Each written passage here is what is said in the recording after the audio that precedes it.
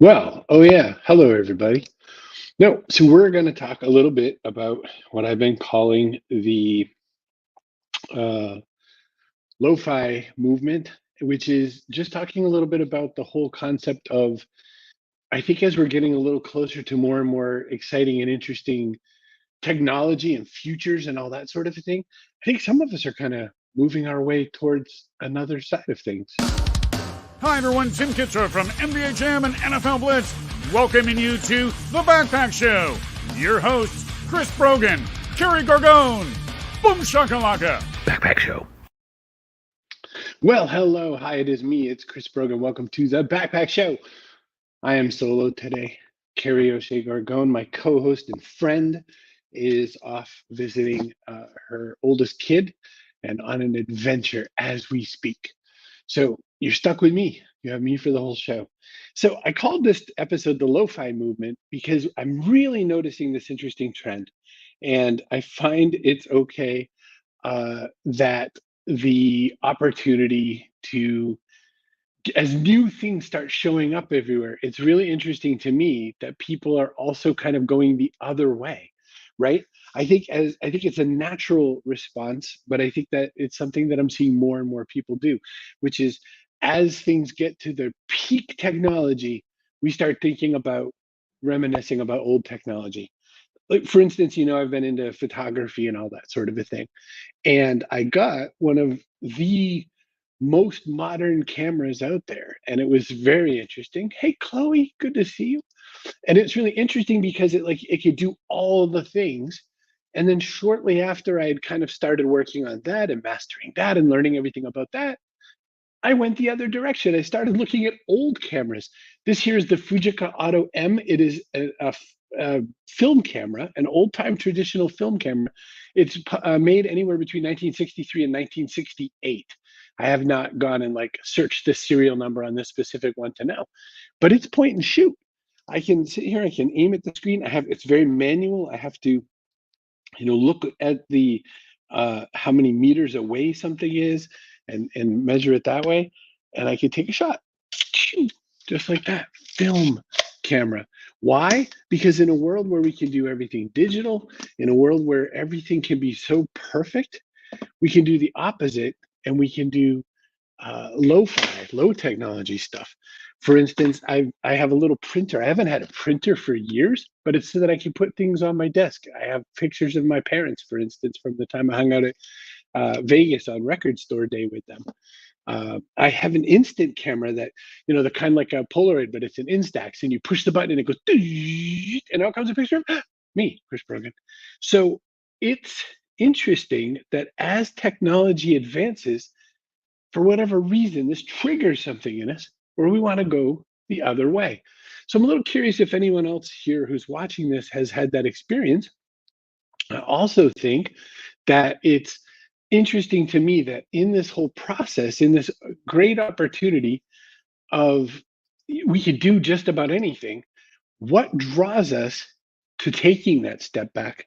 I thought it was right beside me, but it's not. I write in my journal all the time. My journal is a physical book. There's all these journaling softwares, there's these cool AI journaling technologies. I just write in a book. I put down the date, I write the stuff that's going on in my life, the stuff I want to remember, the stuff I want to think about a little more, any observations I have. Sometimes just a record of something that's been happening lately. Paper and pen. It's only one copy of it. If it gets wet, it's gone, right? Why do we do this in a world where data can be everywhere and instant and used in so many different ways? Why? That's the question. Why is this sort of low fidelity thing interesting? Records, good old fashioned vinyl records are a big thing. Vinyl records are outselling CDs. I couldn't even believe there's CDs anymore. But vinyl records are outselling CDs. Look at this big fat White Stripes Greatest Hits double album with all that fun art. That's way more fun than just having it on Spotify. You can listen to it on Spotify, but then you can't have this big, giant, cool jacket to look at, right? Um, it's a very strange world. And in it, I think it's maybe a mix of nostalgia, but I also think we're trying to find ways to slow down. I think we're saying, hmm, maybe we're just going a little faster than we should right now. And I'm curious to know if you've experienced that. What have you seen? What have you found where you want to slow down? Do you, make your own coffee at home? Do you like to wait for the tea kettle in a world of everything being instant and fast? Are you in any way finding ways to slow down? So put something in the comments for me. Say hi, connect with me. Tell me what's going on in your world about that. Also, I find that there's parts of life that I don't want to see slow down and I don't want to go back. I want all of the friction in, for instance, money transactions. I want it to go so easy. I don't ever want to have to think much about it. I like when a place just accepts a card and you can just tap your card and magically everything works. Or people who use their phone to pay and all that sort of stuff. I think that's great. I think there are times when we do want the velocity, and then I think there's times when we don't. Times when we want to slow down. Jeff Bridges, the actor, has been on a project for a very long time where when he got married, his wife bought him a camera. And it's a very strange kind of camera. It's a panoramic camera called a wide lux. And he basically used it to take all these interesting photos on all of the various movie sets he was on. That instead of just doing a panoramic view, he found that if he got people to make two faces in the same shot, he could capture them doing sort of the uh, tragedy and comedy masks all in one photo. So this is actor John Turturro. This is probably on the set of The Big Lebowski, and he says, "Ready?" So I'm going to say go, and then I'm going to say go. So you're going to be, tragedy and comedy. So he's been using this mechanical old timey camera called the Wide Lux to do that.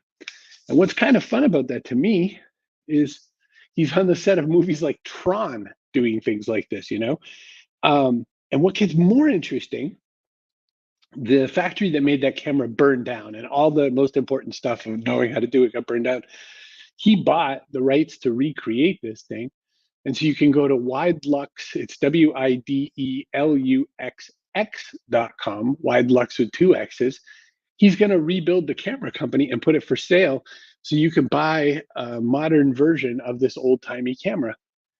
This is rampant right now, recreating kind of older technologies for a modern time. Pentax just released their first brand new film camera called the Pentax 17 that shoots what do they call half frame photos. So a typical roll of film will get 36 exposures. This can do 70 something. So it's kind of interesting. In 2024, there are brand new old timey film cameras out there instead of digital. Hi, Leslie. Leslie is a good example of someone doing stuff like this. She has her she shed. She's been the person making maple syrup and maple sugar. If you remember the uh, Backpack Show episode that we had about that, she was out there doing that. She has chickens.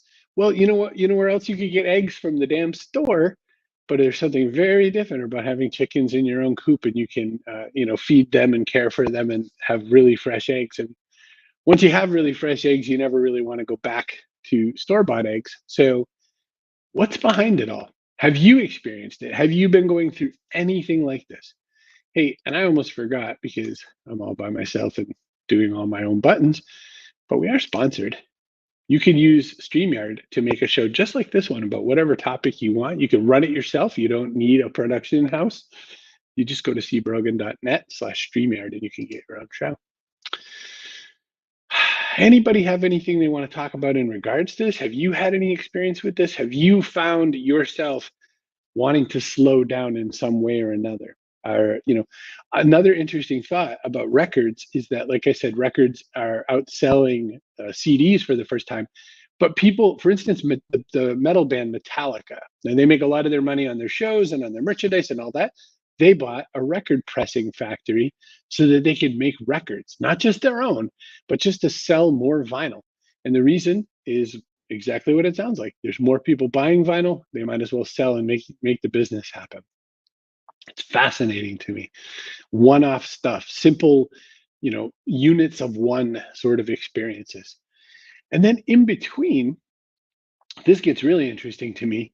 For some reason, I don't fully understand, maybe because I'm not on TikTok. Some of the people who are on TikTok are now starting to use digicams from the very early 2000s, kind of the earliest versions of digital cameras. And what's kind of interesting about that to me is they are not high quality, but they're not old timey enough. They're somewhere sort of right in the middle, which I find just fascinating. But there's something about the aesthetic that they're getting on these shows, on these, on these devices, that's making them happier with those images than the perfection they can get on like their iPhone 15 Pro Max or something like that. There's a brand new Levi's commercial that just came out. I'm not sure I'm going to be able to find it too easy. It's just in the last couple of weeks, it just came out. But what was fascinating about it to me was that it was, let me see, I'll push this month and see if I can find it. It was shot in that style of like an early 2000s Digicam. I'm not going to find it fast enough, my problem. Anyway, again, just fascinating to me. Fascinating that we suddenly get interested in old. People hear the phrase lo-fi and they think of lo-fi girl, which is interesting, but it's not the same thing I'm getting at. It just sort of means low fidelity. It means like not the best quality. And it's funny because people were escaping that kind of stuff back in the 60s. There was hi-fi everywhere. Everyone was saying, oh, the best thing is the newest thing and all that sort of a thing. And now here we are midway through the 2020s saying, well, maybe not. Chloe says, when I forget to slow down, I start feeling disconnected from myself. It's like a longing for a time when I felt present, here and real. Creating something for no reason brings me back to it. I feel the same way. I feel like when you make something that you're not hoping will earn you subscribers, or when you're making something not because you're trying to advertise some course or some project, I think that's where the winning opportunity is. I think there's such a good experience in connecting with a moment and kind of being there for yourself, and not having something something not having to mean much more than it is. So there's some real value there, I think. I also think when we explore these other ways, these slower ways, these less useful things, I think they kind of remind us what we value in the useful thing. I think sometimes it's a real opportunity of going back and looking back so that we can really appreciate what we have. I mean, I have an iPhone for work. An iPhone is a really good camera. It's a cluster of cameras at this point. It looks like an alien face, right? An iPhone can really accomplish a whole bunch of things. And we sometimes take this for granted. We take for granted the fact that we have something that can make a feature film like in our pocket at all times. And like for instance, I have this really, it's like an in between kind of old timey. I have this old Nikon that I picked up fairly recently for like a few $100. It's the Nikon D800, and it's an early kind of DSLR. It has the mirror in it and everything. It's big. It weighs like a brick. Now compared to like, I think this is the iPhone 14. Look at the size difference. This thing is dramatically different in size, right? So this thing was like the camera that you'd want to hope that your professional camera person would show up and shoot with. It weighs like 1,200 grams. I forget how much that is in pounds. And it is massive and clunky and thumpy, and it's slow. And I picked it up just because I wanted to see what those full frame SLRs were like that I never bought way back in the day. I didn't have the money. They were thousands of bucks. I got it for a few $100 and I got a chance to mess around with it. It was kind of fun. The other kind of fun thing about the camera world is you could sell something back at practically the price you paid for it. So you don't really lose anything by trying something out and bringing it back to the world. So I think it's fun. I think anything that makes us slow down for a minute, anything that makes us pause is worth checking out. So that's the message of the day. The message is, I feel like the lo-fi movement exists to remind us of how much we have now, to remind us to slow down, because sometimes we need to be in our present experience, and to tell us that the best isn't always what's needed. Sometimes the newest, best, greatest, fastest isn't going to make the part we like any better or worse. It's just going to be newer. Remember that best and new and fast almost always exist just for marketing's sake, right? You know, there's very few times where you're like, oh man, I wish I had a faster something. And if it is, it's usually something where you could spend if you want to do that, but then you've made a choice, right? I have 1 gigabit Ethernet because I need it because I work in the land of online all day. If I didn't have fast internet, I would have a problem. So I would rather buy that than some other thing that you spend money on. I'm wearing T-shirts and not expensive clothes because that's not important to me. We spend our money and our attention and our time and our efforts where it matters. That's the message. All right, well, that's enough of a show for me. That seemed like a lot of fun. Something, funny joke, my Grammy.